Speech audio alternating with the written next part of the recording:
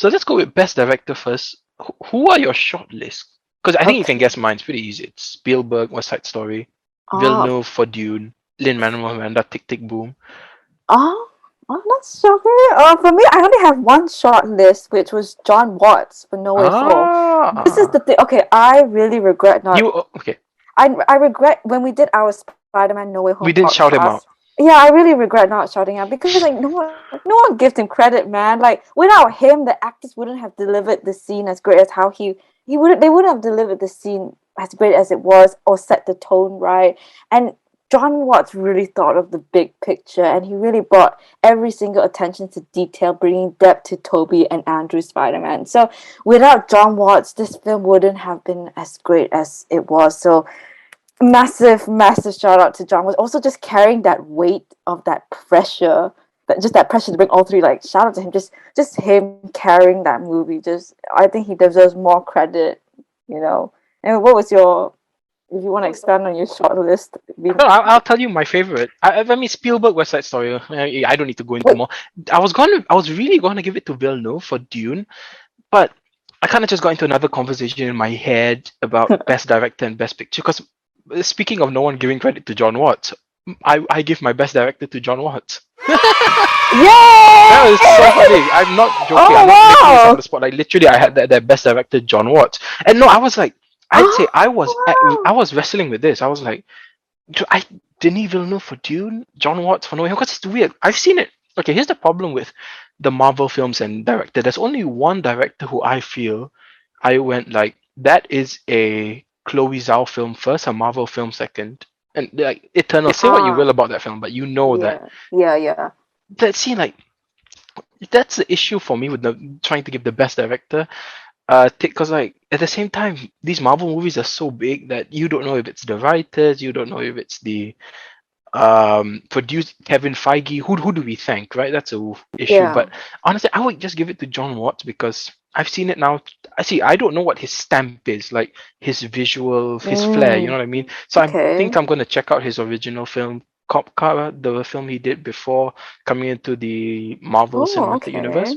But like you said, if my best picture is gonna be No Way Home, then you have to give a lot of credit to the director. No, I mean, on a technical level, I think this film eclipses the other two, Homecoming and Far From Home, in the way just Mm-hmm. the cinematography, the emotion, the score, everything just comes together so perfectly.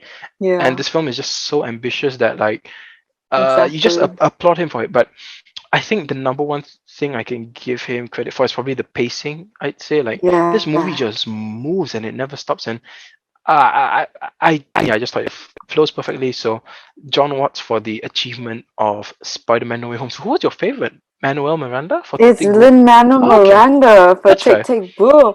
And like the fact that it's his first time directing is That's a phenomenal. Like keyword. he had a clear and sharp idea what he wanted to do with that movie. And also he was really good in directing all the actors to portray the emotions in the best way possible and also direct them so that the character journey was really great and he brought a lot of depth and make sure that the storyline is well flown. Yeah, for me, Lin-Manuel, best director for 2021.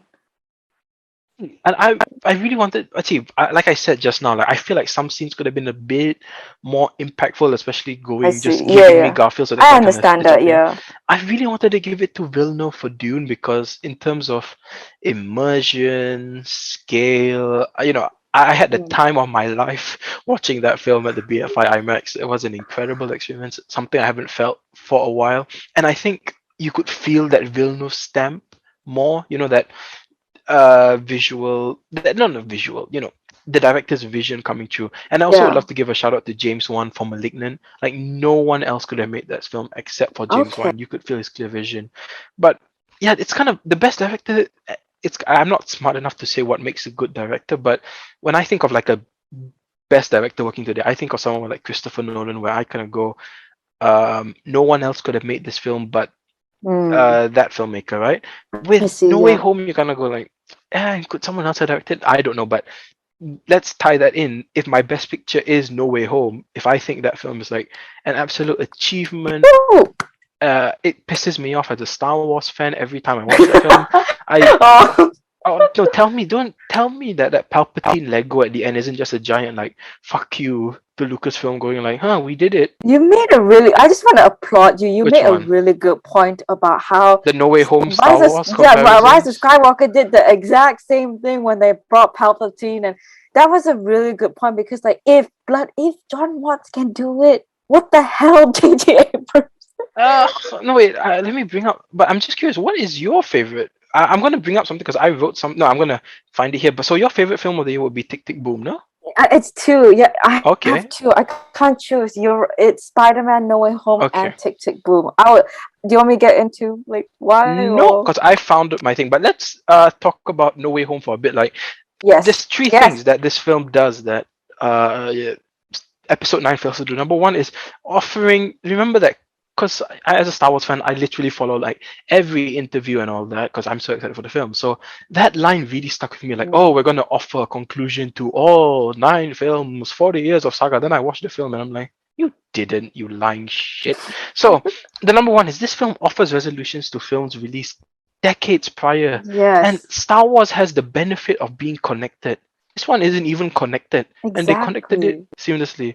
Ugh, pisses me off. Number one. Number two, main villain actually has conflict with the Yeah, protagonist. That is yeah, the most yeah, important yeah. thing.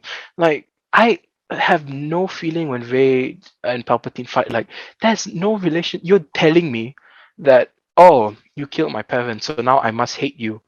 But over here, you actually see Goblin kill Aunt May, and you see Goblin go for the morality of like the Joker to Batman, the antithesis of everything Peter Parker stands for, and that's why the final fight works so well, and that's why it's like pure heroism triumph when sorry, Peter decides not to kill Goblin. And the Yeah. third point is fan service and nostalgia done to satisfy fans. You can't deny it. Like it's whatever you want to say. It is done to fans were satisfied, but then the story was always front and center, right? Yes, There was yes. a reason, except Lizard, maybe. Those kind of Poor, to Eason's point, Connors. to Poor Eason's point. Connors. But honestly, fan service and nostalgia was done, but it was always to drive the story forward. Like I honestly thought Andrew Garfield and Tobey Maguire were gonna show up in the end and go like piece of time or something like that. But no, they were all done to help Peter Parker realize a few Yeah. things about responsibility. But I'm not even talking about No Way Home now. I'm just talking about why I hate Rise of Skywalker and why that works. It's a failure as a finale. But Tick Tick Boom, No Way Home, please. The floor is yours. I I like just that we want to have mention. the. No, he's not. It's not my top two. My other one would be probably Dune. But Okay. I just want to okay, make. what was I that? just. Okay. I'm like, oh, because like for me, Dune was a disappointment. I can't see the Uh-huh. appeal, but oh yeah. So I do wanna. You mentioned a really good point about Rise of Skywalker, Palpatine, and I William could go Dafoe on and in. on and on about that. I just want to add from that really good point that in also Spider-Man No Way Home, we see a different light of the villains. Like we see that vulnerability, like when they're scared, and we see a different perspective. We see a different side of the the Green Goblin compared to Rise of Skywalker, where Palpatine was just Palpatine. Nothing was added. He was just there. Again, like just I'm gonna I, disagree with you there. Because whoa. no, because I think like that's fair. The dimension is definitely a fair point, and but it's kind of different because Goblin and Palpatine are very similar in the sense that when he turns into the pure Goblin, he's pure evil, right? And Palpatine also is Yeah. just pure evil. There's no good in there. But the thing is, they work as direct opposites to the main character. That's the what is it? That's the crux of the story, the tension, if you I will. But there's no guess. tension with Rey and Palpatine. Like, ugh, stupid movie. Ugh. But Yeah, I just uh yeah. No, I was gonna say I just wish we saw a different if they brought him back, at least we saw like a different side of him. The fact that we just saw the same, it just made it disappointing. but I'm just curious, why Tick Tick Boom over No Way Home? No, for Or me, was like it they're you equally give it the both? Oh, same. okay. I just can't choose. Like if we're going on the No Way Home train of off, yeah, like what you said, it's just an ambitious celebration to all the Spider-Man films. You're in it for everything. You're in it for the joy, the excitement, the tears, the shock, the hurt. It's heartwarming because Resolution. yeah, like what you Mm. said. I think what you said in our episode for No Way Home. It concludes all three Spider-Man like Was it you? I'm pretty sure it was you that I said it can't remember. concluded I think all. we all were on the same boat. That was Yeah, pretty it good. concluded all of Spider-Man's, like all three Spider-Man's journey. And I stole this on Twitter, so shout out to whoever wrote this. But what I love about, okay, so in the Sony Spider-Man's, it's basically Spider-Man's origin story. But in the MCU Spider-Man's, it's Peter's origin story and how he had to deal with Mm. two lives. And at the end of the final shot, how he accepted the responsibility and chose to fully be Spider-Man at that last shot. Just wrapped It's it up really so powerful, well. isn't it? Oh my god, It the is, music, yeah. adding the choir background. It's very similar to the Elfman theme, isn't it? Like the original theme, like It is. oh my god. Every time I watch that film, like the ending just makes me like smile giddy. And it's kind of annoying, honestly. No, it's not. I'm What? not gonna compare it to Star Wars right now, but it is kind of funny. Like you know how people are always like when Spider-Man was first being introduced to the MCU, everyone was Oh like, no yeah. more origin stories, no more origin Yeah, I stories. And remember then that. I they were remember like, that. how would you like three origin stories? So that's really funny to me. But if you do something well, no one's gonna care, right? Exactly. And okay, this is another tangent, but you know why? You know what the problem for? I know you love the Amazing Spider-Man, but you know what the problem is for me with the Amazing Spider-Man? What? It's the same. That's why this really makes me The sad. And same. we really want Okay. the Amazing Spider-Man 3, right? Like the Amazing Spider-Man 1 is just like half of it is derivative, the other half is pretty interesting. Okay. Amazing Spider-Man 2, I enjoy that film actually. It's quite funny. It's a good comedy. So please let's make Tasm 3 happen. But no, what other films? What's your top five? For me it was Dune, Oh. West Side Oh, Story, I have Tick it Tick on my Boom, I have it No on Way my Home, and letterbox. Shang-Chi. Okay. For me it was Spider-Man No Way Home, Tick Tick Boom, Spencer, Raya the Last Dragon, Oh and yeah, that was good. the I really cannot pronounce the Mitchell's Mitchell's versus the versus the Machine. Machines. That was quite good. You should. That was really good. You should I watch think I that. watched it halfway. I didn't really enjoy it. No, Oh like really? I mean, I Oh, was just like on Netflix. I just had it, and I was like, yeah, it's just not for me. But oh, wow, wow. But oh. if you had to, like, if you were, let's say, an Oscar voter, you would give it to No Way Home, right? Oh, Not if Tick Tick over Oscar Tick Tick. voted You had tick, to if it's tick. Oscar Tick Tick Boom for me, like it's a movie we haven't seen before, and a movie we need as a life lesson. It just Mm. has such a powerful message of how striving to achieve our ambitions not only lose the people we love, but lose ourselves, and just Are you I led just by love. fear or are you led by love? That Yeah, I just powerful love. lines. I love that message and everything technical about the movie, acting, writing, pacing, storyline, performance, cinematography. It was just fantastic. It's just so underrated also. And I have to admit, I regret not watching it in And yeah, cinemas. I was literally gonna I scream at you. I was I like, you regret must it. feel pretty I'm shit. You on must a feel. budget. I I'm on invited a you. budget. I I know. invited you to watch Tick Tick Boom in the cinema, Oh, and I guess I should hold some accountability for not going as well. Because I was like, I remember googling. I was like, oh. oh, Tick Tick Boom's in It's, you cinemas. know why? You know what Ah, changed my mind? It's because when I watch West Side Story in cinemas, I'm like, oh my god, just the music in the cinema it's and amazing, the isn't it? sound I'm and just really it's honestly, cool. I'm just like, if Tick Tick yeah. Boom was showing, I might go and watch it in the cinema. Oh, Honestly, I just might. I regret watching it. I should have Mm, support that movie. It mm-hmm. oh I so like I supported it on No, it's Netflix not showing in obviously, London anymore. but I should have watched it in cinema. I That's the biggest regret I had this year, just not watching I Tick will Tick Boom agree in with cinemas. you. Like, Same. oh yeah. And that's the thing, like, okay, we're going off tangent, but you know that Don't Look Up movie? I could have watched that in the Netflix. cinema 5 minutes away from my house. But I was Uh, thinking like it's gonna come out on Netflix in like 3 days, right? I might as well. yeah. It's even £5 to me is 25 ringgit. That's like half of my Netflix subscription. So I'm like, Yeah. so yeah, this Netflix model isn't really working. But with the cousin £5 membership, are you gonna go to the cinemas more often now? Yeah, I think just to watch like small indie films, like Five something pounds is the musical. £5 is the cheapest, right? You can get.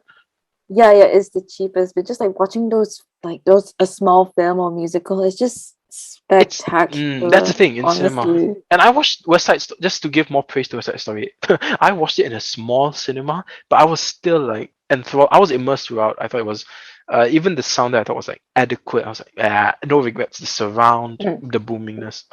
But do I want to give a slight shout out to Dune? I haven't felt um an excitement for a film as it ended.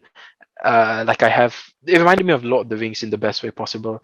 And I think when Dune Part 2 comes out, I can get like a nice picture of the Dune saga. But an immersive experience like no other. But yeah, thank you for joining us on this West Side Story quick thoughts, as well as giving. I think we're probably the first show to give an awards award ceremony, and I guess like a yearly roundup as it well. has literally zero bearing because we haven't seen a lot of the films, but we've seen a decent amount. It's better than us going like Eternals, Black Panther, Black Panther, sorry, Eternals, Shang-Chi, Black Widow, Thor, No Way Home. So even Yeah, then, Marvel dominated my list anyway. But yeah, we've.